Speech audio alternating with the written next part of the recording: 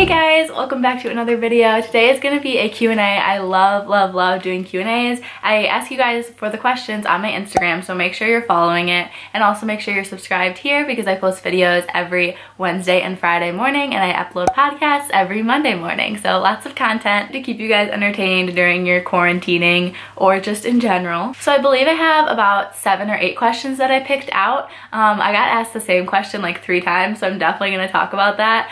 But we're just gonna get rolling through it, and I'll put the questions up here as we talk about them. Some of these are like school, study, dental related, and then some of these are just fun facts about me, basically. So we'll start with one of the fun ones, keep it lighthearted.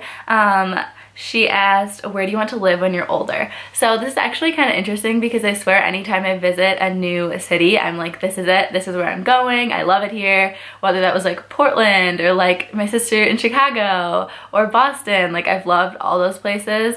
But recently I went to Nashville and I really did fall in love with it. I think it has a really nice vibe for like a family life as well as like being a young adult. There's lots of like hip places to live as well. So my plan is to feel out dental school, see how it goes, see how like my personal life is going, and if I have nothing holding me back to staying in Metro Detroit, which is where I'm originally from, I definitely want to move to some different city for like a year or two and be an associate, learn the ropes, learn how different practices work, meet people in other states professionally and just socially and personally and everything. So like I said, some cities on my radar are probably Boston, Chicago, and Nashville. However, I did really like Portland, but I don't think I would move out to the West Coast at all just because that's like extremely far from my family, and Nashville is really nice because it's truly not that far and it's right in between Michigan and Florida, and my parents are going to be in Florida for half the year and Michigan for the other half of the year,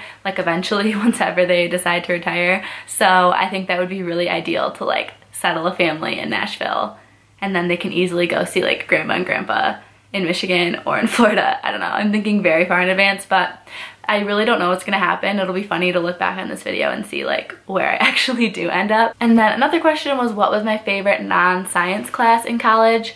I think that would be my HPS classes with my professor, Dr. Parks. He was the absolute best. He wrote one of my letters of recommendation for dental school actually, and it's kind of funny. The first day of the first class freshman year, I took a class with him twice just because I thought he was so great.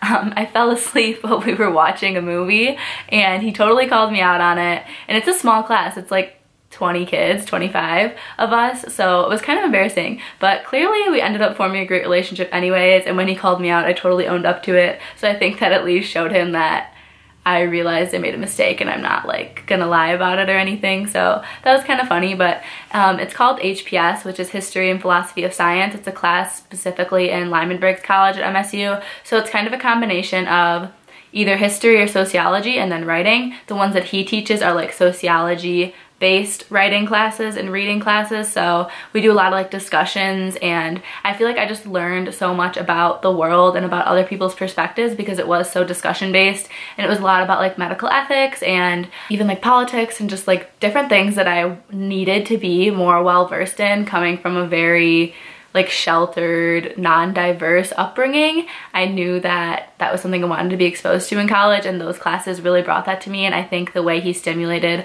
the classroom made it that way. So I'm so grateful I took that class, and that's why I took 2 classes with him, because I thought he was the best. Okay, and this is the question that I got so many times. I got asked, what is your motivation? And then I got, what is your biggest challenge staying motivated right now? How do you manage to stay focused and motivated without procrastinating these days? So in general, I guess, how do I stay motivated? So I think there's kind of a few ways. I would say one is just like providing time for other things in my life and knowing that I need to work for these 4 or 5 hours on school stuff, but then after I'm gonna get to do something that I want to do, whether that's make myself a dinner, work out, go see friends. Like just having a balance in your life keeps me motivated because I know I'm not gonna be doing this school assignment forever. And also that like pushes me, well, if I have plans at 7, like I need to get this done. So having like a structured day kind of helps you like hold you accountable, I guess is what I'm trying to say. And then another thing that I think really motivates me and like gets me going, like that question asked, is actually, at least in the past, it was like visualization, I guess, whether that was actually like thinking about it or even watching videos. I would watch dental school graduations and dental school white coat videos sometimes on YouTube and just like picture like how happy I'm gonna be in that moment and how proud my family's gonna be and everything. And then I would also kind of visualize dental school acceptance day, which already happened, and I have a video of it if you guys want to see. Imagine getting that phone call from your top choice school, being so excited, calling your parents sobbing, like just like those moments where you'd be filled with like such immense joy. Like visualize those, really feel them, put yourself in those shoes and recognize that like you need to put this effort in to get there. Like it's not going to be handed to you. You need to work really hard. And I think like having that excitement for the future really motivates me. And then one final thing is being involved in clubs at MSU, and specifically our speakers at those clubs that are working health professionals, whether they are physicians, physician assistants, pharmacists, or pre-dental club dentists. Really any of them just really get me going and get me motivated, I think, because it's like, okay, this is why I'm here, this is what I want to be doing one day, and again, I know I need to work hard to get there, and it's all going to be worth it because like they love their job, I'm gonna love my job, and I know that I'm in the right place. So getting involved in clubs, visualization, and blocking your time to like force yourself to study, I think are my 3 biggest tips for being motivated and being successful in your coursework, and I think in all aspects of your life, really. Next one is cute, and actually one that you get a lot at dental school interviews, but it asks who's your biggest role model. So I always say my parents, and sometimes I just say specifically my mom, but really it's both of my parents in different ways. But just the fact that they are so hardworking. They didn't really have a ton growing up. Like they weren't in poverty at all, but they didn't have a lot of money basically. So they both like put themselves through school and worked while they were in school, and have worked really hard in their jobs and in life in general to give me and my sister really great lives. And I just am so grateful for that, and also really admire them for their work ethic. And I think that that's something that they instilled onto us, and that's a reason that I am so ambitious and like goal oriented, is because that's how my parents are, and they've just been really awesome role models in general. So they are my role models. And then the next question was about where do I like to travel. So for me, like that stereotypical question, like beach or mountains, I always pick mountains. I really enjoy hiking. I really enjoy like views and fresh air and like big trees. Like that is right up my alley. It would be cool to have mountains on the beach. I've experienced that, and that is amazing as well. But I would definitely pick any place with like hiking, mountains. I haven't really been camping much, but it's something I want to explore and like see if I enjoy it. And I'm not sure if I would, but definitely like outdoorsy things is like where my interests lie when it comes to traveling. And then there's just 2 more questions, both about like school stuff. So one was, do you recommend taking a few of my basic courses online in the summer, like history? I assume that means like if you're pre-dental, and I would say definitely. I did that. I took summer classes every summer that I wasn't studying for the DAT. So I took history online, I took psych, I took epidemiology, I took a class for my minor.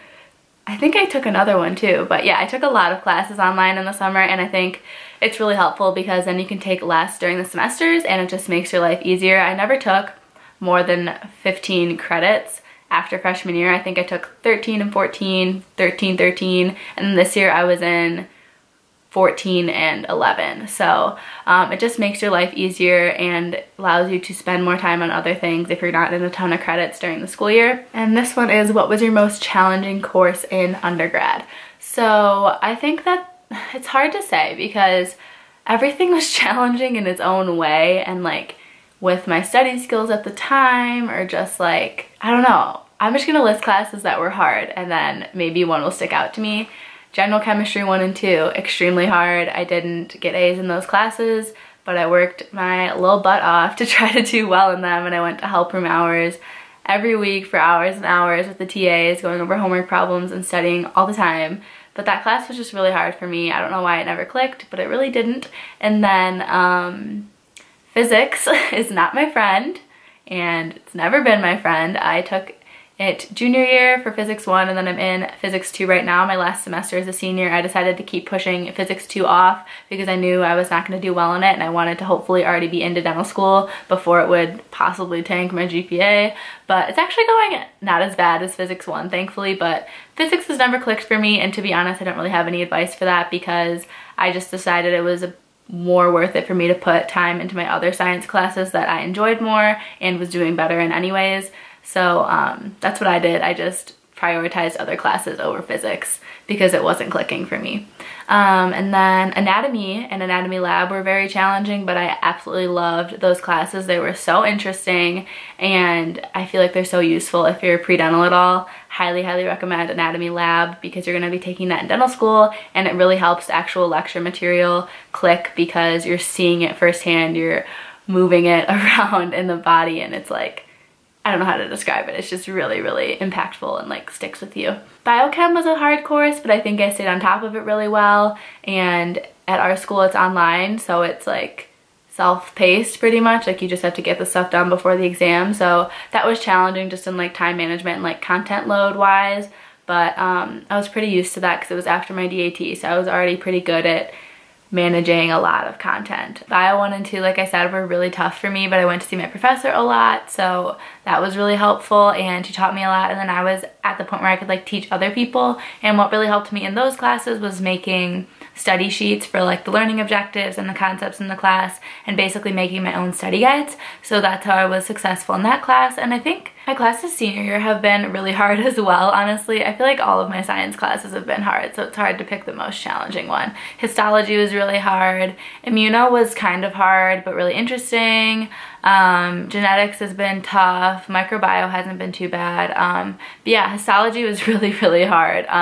But again, I'm really glad I took that because that's pretty heavily presented in dental school as well. So at least I have some basis to that, and it had a lab component. So I think that's going to be really useful as well. So really, that's the perk of being a biology major. I've had exposure to a lot of these classes that are going to be covered in dental school. Not saying I know the stuff very well, but at least I've had some exposure, and hopefully that will help me down the line. So that is everything for this video, for this Q&A. If you guys want me to do another one, please let me know in the comments. I think they're so fun to film and give you guys a chance to get to know me better. So thank you for watching, and I will see you in my next video.